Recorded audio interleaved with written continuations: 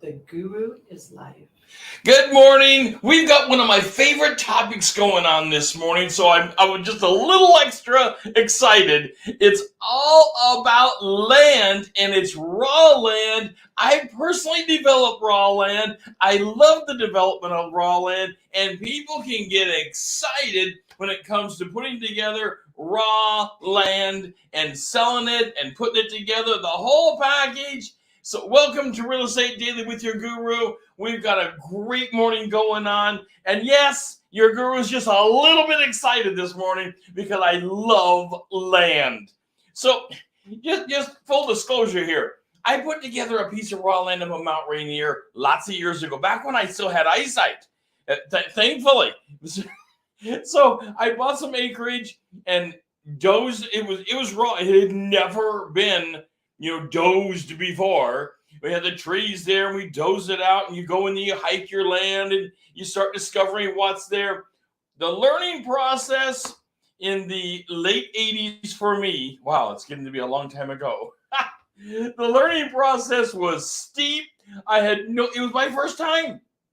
I had never done it before. And let me tell you, if it's your first time to either advise a client or you are the person actually doing it, get some help. You will need it. There is a ton to know about it. Welcome. We're going to go over the details to this. Grab yourself a cup of coffee. I'm sipping mine this morning. It's Black Rifle coffee, and I love it. All right. Let's get into some details. Here's the phrase that you hear, that magical phrase that you hear from your clients about raw land. So this is the perfect place for us. We have found it. This piece of raw land right here is perfect for us.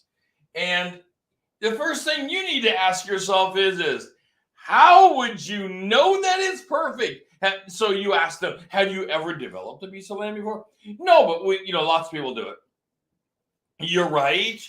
You can't deny that. Lots of people do develop land. That's accurate, including the pioneers that came across the trail. They developed their own land. However, there's a lot to know about it. It's not. Let me just go out on a limb here a little bit. Not much on a limb. It's not for everybody. Developing land isn't for everybody. It can be heart-wrenching. It can be full of obstacles.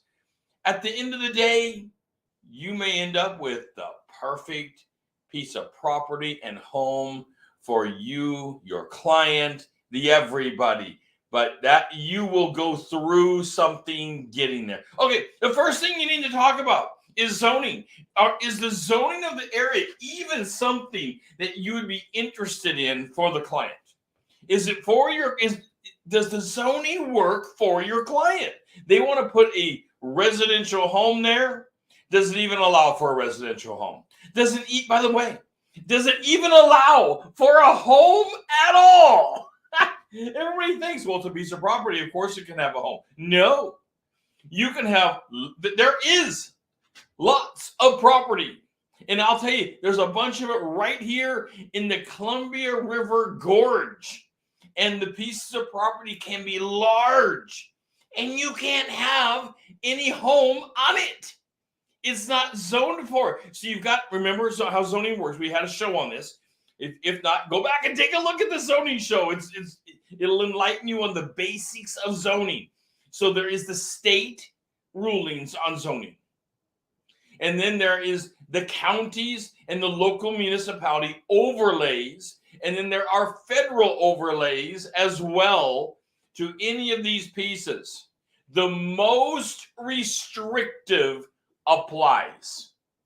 That's always what you have to look at, is the most restrictive. So you might say, well, this zoning allows me to put a house on it, but this one doesn't. Well, this one's more restrictive, so that applies. Okay, today's not about zoning. Today it's about development of raw land. And is it really for you and your client? Is this something you're ready for? by the way, if you're a professional, and almost the entire audience is, if you're a professional and helping someone do wrong, if you haven't done it before, get someone to sit side saddle with you. Get someone to sit with you on this journey, because there's a lot you need to know about raw land sales. A lot. You don't want a client that ends up with something they can't do what they thought they wanted to do with it. That would be outrageous. It would be a huge disappointment. You're going to get likely a complaint. You're going to have disappointed customers, and you're certainly not going to have what we all dream of, and that is, in a few years, all those wonderful referrals that come from happy customers. So a rough ride for sure. Get ready for a rough ride. You can smooth this ride out by getting a little bit of help on it. Okay, so what do we need to take a look at here? We need to take a look at power, water, and septic.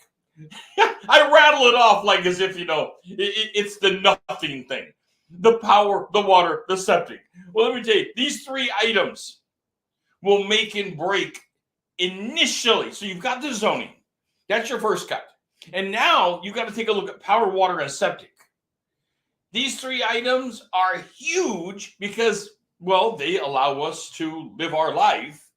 They allow us to do something with the property that we are likely wanting to do with it, and that is live on the property.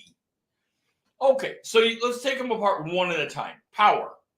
Is there actually a power stem on the property right now? If it's raw land, you could almost bet there's no power stem on it. Now, the power stem may not be far away. It may be just down the street. There may be a power pole that you can attach to down there from the county, from PGE or something like this. That's possible.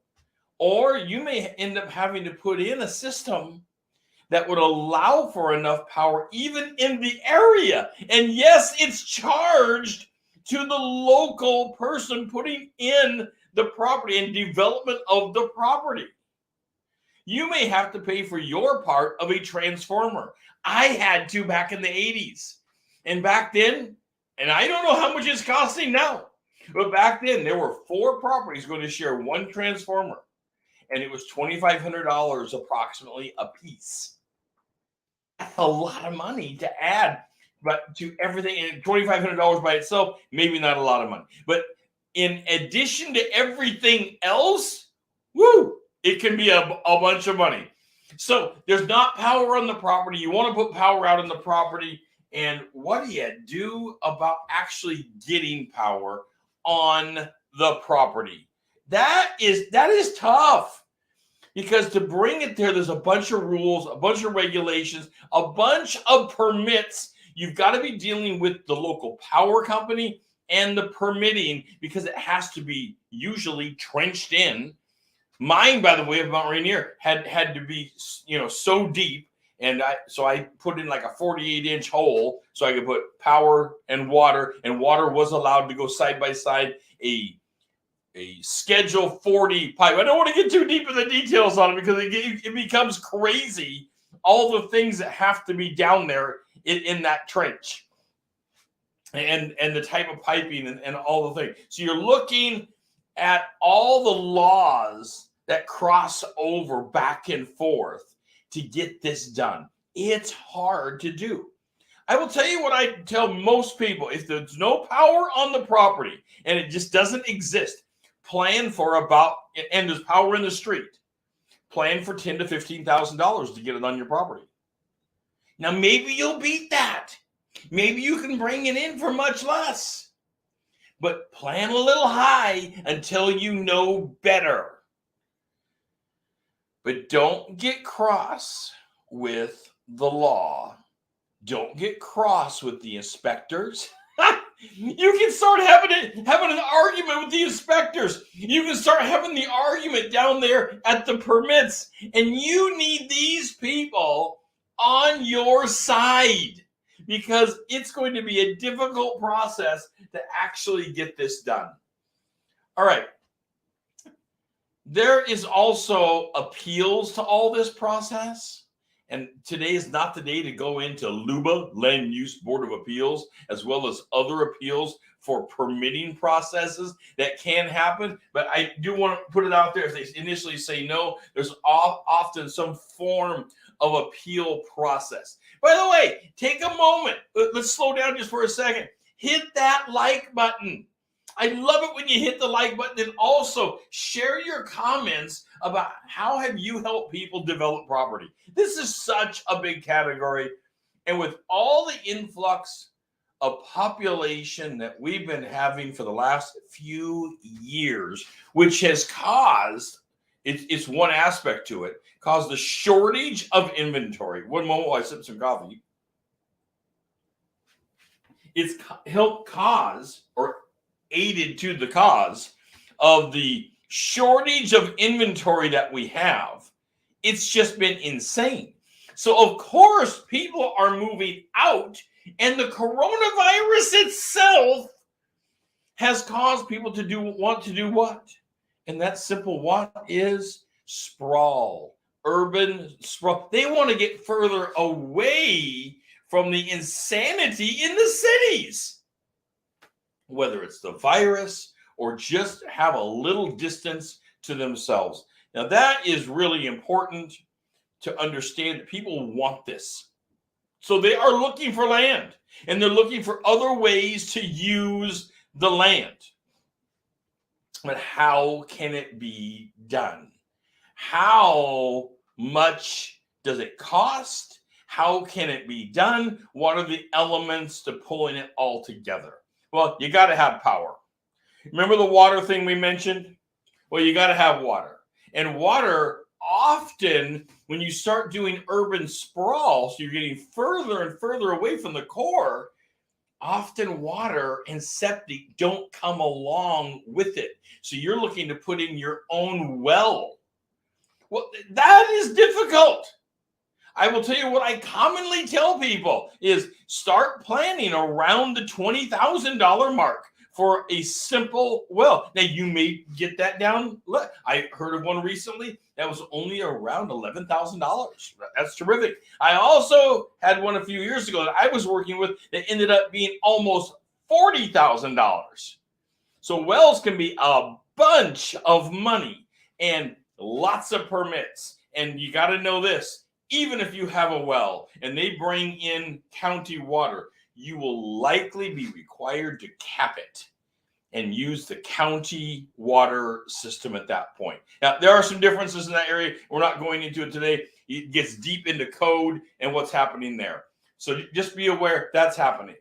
Septic, unlikely you're going to have septic out there, so you're going to have to put your own septic in, and septics can range huge. They can be anywhere from probably $8,000 to $50,000. It's all over the map. It depends upon the qualifying event of the drainage of the soil that you're purchasing at that land. And you're going to have to put in pits to have it tested. Wow, it really gets complicated. I mean, like I say, if you've never done this before, it gets complicated. Even finding the right people that can help your client pull this off. Because just remember, you want to be the source of the source of the information. You don't have to have all the information yourself, but you at least want to be able to ask the right questions and point someone to the source. So you are the source of the source. That's important, that you can at least ask the right questions, and why I recommend, if you've never worked on raw land before or putting together a piece of property of this nature, go and get someone that has and help them and help you walk through this process. You can sit side saddle with them. You're side by side and watch the process. Give them some of the commission, for goodness sakes. They are educating you in a real world activity that you can now replicate over and over and over and over again. Difficult process, no question. Well, what about logging? There can be all kinds of rules about logging the property, and it can be extraordinarily expensive. Let me tell you what everybody thinks about logging. Everybody will tell you it's right up front. Well, I'll sell the logs. Even if you have some marketable timber on the property, often the marketable timber on the property is only here and there. It's only a few pieces that would be marketable, and you can't get a company to come in. Generally, you can't get a company to come in to take the timber away on individual basis and pay you for it. You are likely to have to pay to remove the timber. There's also permitting processes for removing the timber nowadays. You can't just go out and doze a piece of property holistically and say, well, now I have a flat piece of land. Check with your county rules, check with your local municipalities. What can you doze? What can you dismantle from raw land on that property? And then let's also remember, there's an aesthetics quality to this. There's an aesthetics problem. People are moving out to the country. They're moving out to have land because they want trees. They want, shrubbery. They want things. They don't want it to look like an inner city lot. So they want some of these things. I remember up in on Mount Rainier when I was developing my piece of land, I was just bent on, I wanted these certain trees left, and the people who brought in the trucks for the septic and said, we can't get around your property and actually leave that standing timber. And it was part of my submitted plan to the county that I would have this little island of timber remaining, but the trucks couldn't, and I didn't think of it. The trucks couldn't navigate the property to bring in the tank. So when they showed up, they said, those trees have to be removed for our truck to even, these are large trucks. For us to navigate in there, you're going to have to remove. So they had to hold off while I go get a permit to remove those particular trees. It was large timber. And by the way, they were not the ones set up to remove the timber. I did get a permit for it. I was able to bring it in, but it had to be planned for. I had to bring someone in to actually do it. These trees were like, 30 inches at the butt, down at the bottom, about 30 inches in radius, large timber. They weigh a lot. So I had to bring in a cat. I had to bring in someone that could do this and make this way for the truck to be able to navigate the property to actually set the septic system in. I hadn't thought of it because I hadn't ever done it before. I didn't realize how large these trucks were. Pouring the foundation was yet another problem of development because that truck had the same problem, or would have had the same problem. They're long, they're heavy, they're huge, and they would not have been able to navigate around that small island of trees that I wanted to have left because I wanted the aesthetic pleasingness of that island of trees to remain. So if you choose to get rid of the timber, now I've spent a little too long on the timber part here, but if you choose to get rid of the timber, always remember that people are buying the land because they usually want that aesthetically pleasing aspect. Also, if you sell the timber, if you get someone to actually market it and take it, it will usually reduce the price of your property. It will reduce how much your property is worth by a very similar amount because you've taken off very expensive timber. Wow. Okay, I would love it if you'd hit the like button on this. I would love to hear your comments about the show. I'd like to hear from you. What problems have you had in development of property? Where have you been with this? What have you had to struggle through with your clients? What kind of wins have you seen out there?